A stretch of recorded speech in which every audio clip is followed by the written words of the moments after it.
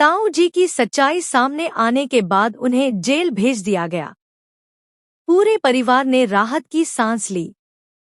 उधर छुटकी की शादी भी खुशी खुशी संपन्न हो गई थी।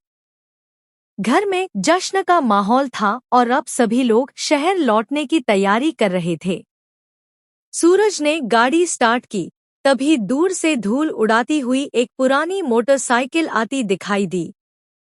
उस पर मिश्रा जी सवार थे, जिनके चेहरे पर अलग ही खुशी झलक रही थी।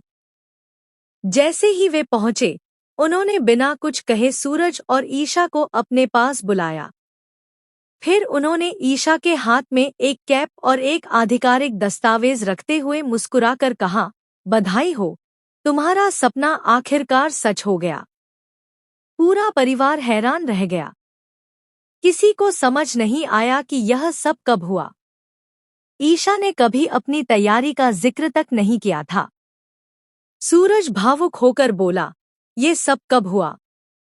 ईशा की आंखें नम हो गईं। उसने कैप सूरज के सामने रखते हुए कहा, अगर आप मेरी जिंदगी में नहीं आते तो शायद मैं कभी यहाँ तक नहीं पहुँच पाती।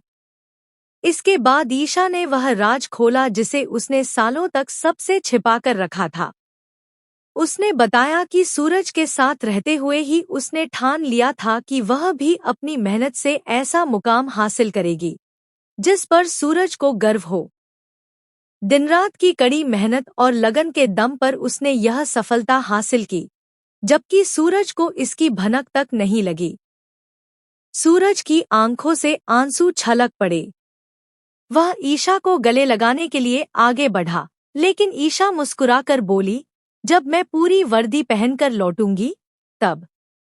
सूरज ने भी मुस्कुराते हुए जवाब दिया, अगर इसके लिए 7 जन्म भी इंतजार करना पड़े तो मैं करूंगा। यह सुनकर पूरे परिवार की आंखें नम हो गईं। सूरज ने सम्मान के साथ वह कैप उठाई और ईशा के सिर पर पहनाई। लेकिन इस खुशी के साथ एक नई चुनौती भी सामने थी। एक ओर सूरज को अपने शहर की जिम्मेदारियां निभानी थी, तो दूसरी ओर ईशा को 1 साल की कठिन ट्रेनिंग के लिए जाना था। अब देखना दिलचस्प होगा कि क्या यह दूरी उनके रिश्ते को और भी मजबूत बनाएगी या फिर उनकी जिंदगी में कोई नया मोड़ लेकर आएगी।